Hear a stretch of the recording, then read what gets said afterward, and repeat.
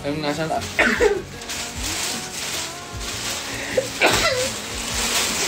โอ้ยอะไรแล้วก็หมีที่เป็นรูปแบงกี้โอ้ยแบงกี้โอ้ยน่ารักแบงกี้เห็นไหมจะเอาไปกอดไหมนอนเขาจะเต็มเตียงแล้วไม่เขาไม่นอนนะตุ๊กตานอนเต็มเตียงแล้ว